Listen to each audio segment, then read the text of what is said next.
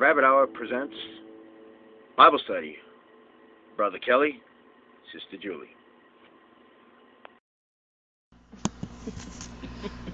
Once again, this is Bible Study. This is Brother Kelly, Sister Julie. Well, Julie, we got a good show today. We certainly do. And we've been talking about this every episode. Seems like we're always mentioning it. You're always mentioning it. Well, let's just get right to it, okay? We're talking Noah's Ark, all right? Now, for those of you that don't know what Noah's Ark is, I'm going to let Julie take over, start up on this one. Go ahead, Julie. This has always been a subject in the Bible that really disturbed me because, you know, I read that they have proven that there's been some sort of flood, but I was thinking, you know, how did this flood cover the entire earth? And then I was wondering, how did they get all those animals onto one boat? You know, we're talking feces and having to feed them and take care of them, and there's only a few people on the boat. Let's get real. How can these people take care of that many animals? And did they just call them and go, come on, come on? You know, and did they, I mean, it doesn't make sense.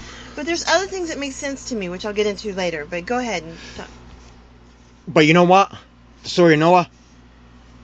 Guess what? You have that big Gilgamesh, which predates the fucking Noah flood. The same fucking goddamn bullshit. The problem I have with this fucking whole fucking story is fucking simple, okay? And all you have to do, and I'm gonna get to the verses. So you Christians, you just keep that fucking Bible on ice, so to speak, okay? Just keep it on the side, but don't go too far. Don't stray too far, because I got a point here to make. The problem I have with this is, why the hell is God going to pick a 600-year-old man, huh? So he can kill over picking a branch off a tree? What the hell kind of shit is that? 200 cubits? You know how fucking long that fucking thing is? A 600-foot?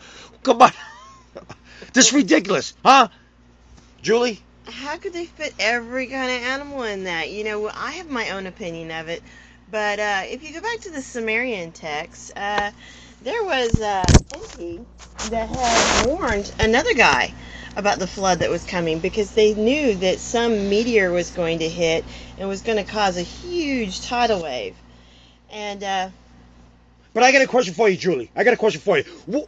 Yeah, but what are the similarities between the Epic of Gilgamesh flood account and the biblical flood account? Answer. There are many similarities between the Gilgamesh flood account and the biblical flood account. Genesis 6:8, beginning most importantly with God choosing a righteous man to build the ark because of an important great flood. In both accounts, samples of all species of animals were to be on the ark, and birds were used to rain to determine if flood waters had subsided anywhere to reveal dry land. There are other similarities between the Gilgamesh flood account and the biblical flood account. How the fuck are you going to get two animals of each kind in a goddamn boat and stuff like that, not kill each other? And where the hell did these insects come from?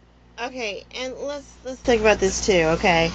What did they get? Two of every kind of insect, you know, two of every kind of praying mantis, you know, what about the lizard? Praying mantis, oh my god, you know how I feel about that. No, just don't even say that, you know why? Hollywood's gonna run with that, and next thing you're gonna know, you're gonna have fucking dinosaurs flying fucking spaceships. Come on, this is fucking ridiculous. I have to say something about the praying mantis too. You know, if they took two of them, male and female, you know, the female always eats the male before, you know, so they would only be...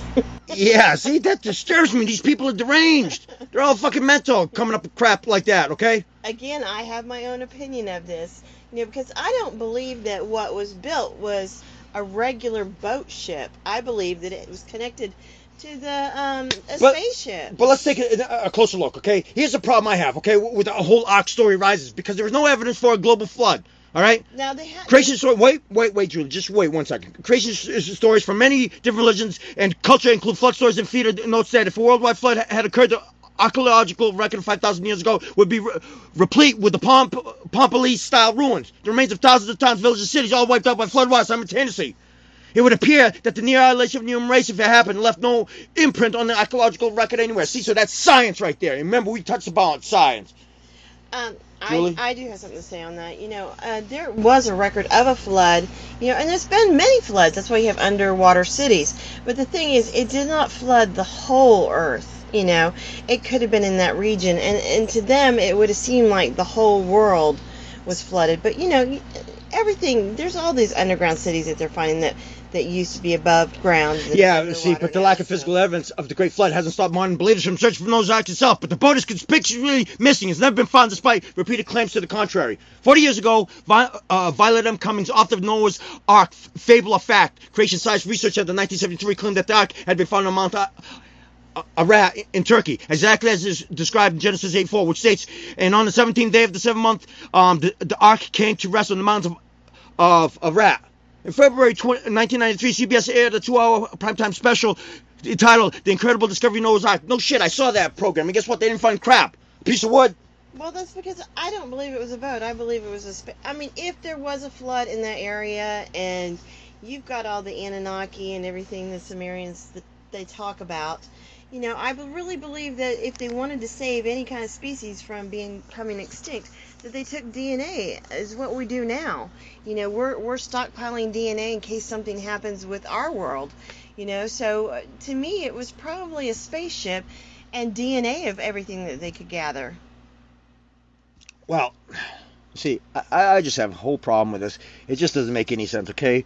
Because remember what we touched upon, Julie, and we touched upon this, I think it was like the second episode, we were talking about allegory. Okay, the Bible being allegory. Now, allegory is mystical, okay? It's mysticism. It's a metaphor, okay? It's a hypothesis. And very well could be, yes. Very well could be, but we're going to break it down. But there is no, see, a lot of the stuff in the Bible, there's no historical fact for any of these people, your Moses, your Jesuses, and all that. Okay, the message is that what they had to do to explain science. They took science and like Jesus said in parables, because the average fucking peon can't grasp the concepts of it, okay? Because so they kept us in a dumbed down state, all right? But because they couldn't explain light and photons and electrons, okay, and neutrons, they couldn't explain that because the average fucking farmer, a peasant, and shit like that, fucking eating chickens and God knows what else, all right? We're totally clueless, and it was by design, because guess what? Because if people actually found out how powerful they fucking were, they wouldn't have bowed down to these goddamn kings fucking raping them of their fucking identity, their life, and their fucking heritage. Julie? Again, we're back with Passion of Kelly. You're very passionate. Thank you, Sister Julie. He has so much passion, believe me. He wants to awaken everybody.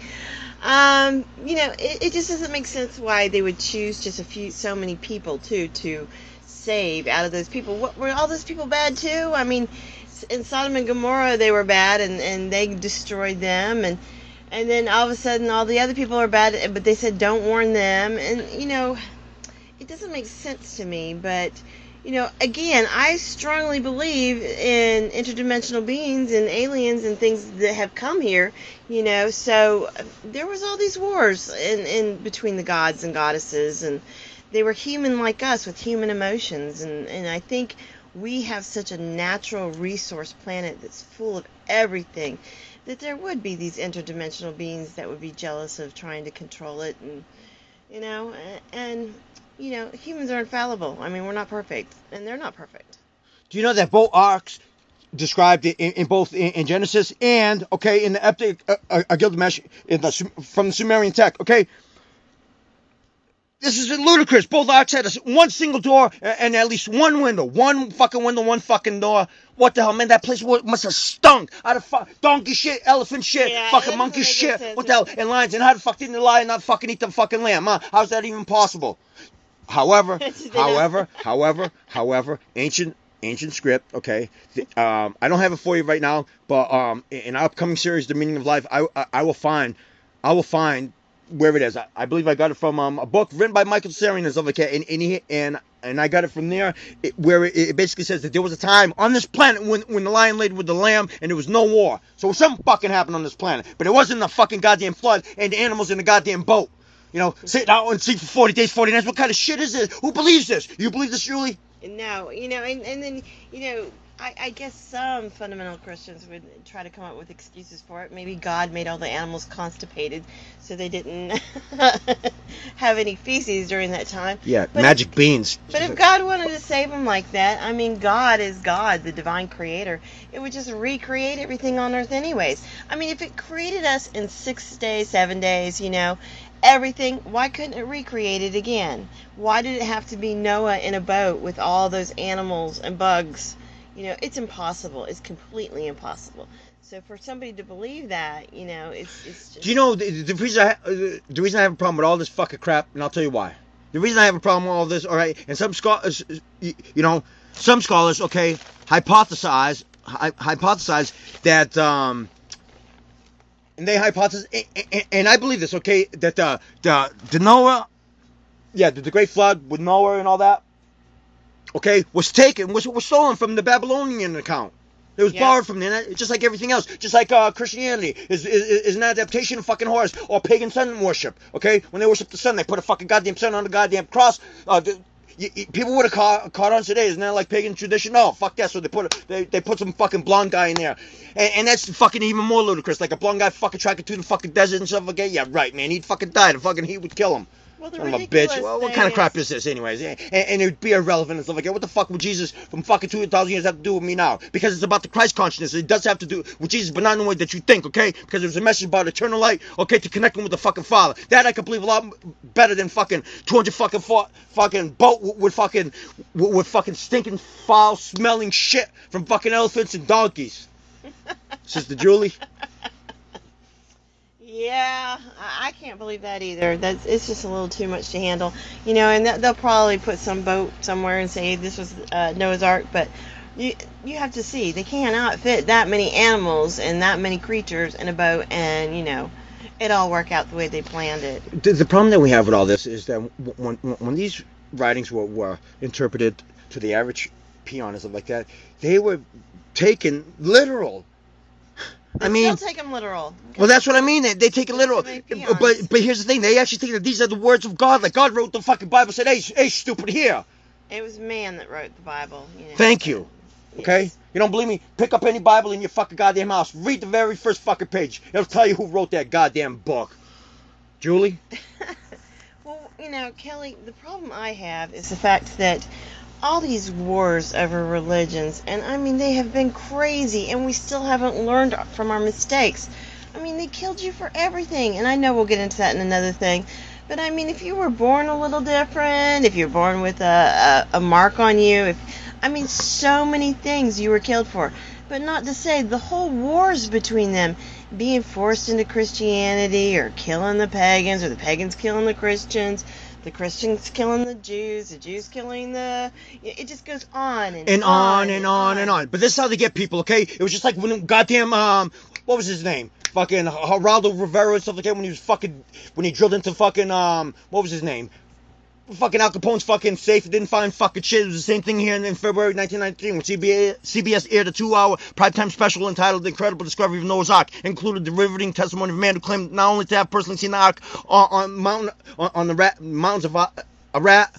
Was it Mount Sinai or? No, Mount Ararat. Okay. But also have recovered a piece of it. The claims were later revealed to be a hoax. In March 2006, researchers found another rock formation, Mount Ararat, that resembled a huge rock, but nothing came of that claim. Why? Because it was fucking hoax, like everything else. But it keeps the fucking pigeons and stuff like that, and the morons are fucking saying, oh, see, I knew it was real. The reason they did that because they can't tell us the truth, because they piss off people that aren't religious. That's what they try to push, these fucking morons. Well, Sister Julie? Well, you know, you take the largest ship we have, and you can expand it to...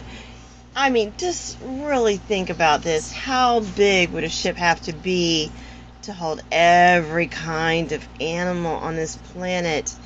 I mean, it's unrealistic. And then you take a small little group of people taking care of all of them. It doesn't make sense. Yeah, but here's the thing. Noah's 600 fucking years old, man. Jesus Christ. Most people 80 years old are fucking in a wheelchair. What the fuck? This motherfucker's building fucking arks and shit by himself? Well, 600 years old, so God, oh, man, what kind of God is this? Like, hey, buddy, how you doing? How's that wheelchair working out for you? You want to build a boat for me? Julie? Well, they have excuses for that because they believe that people used to live longer than they do now.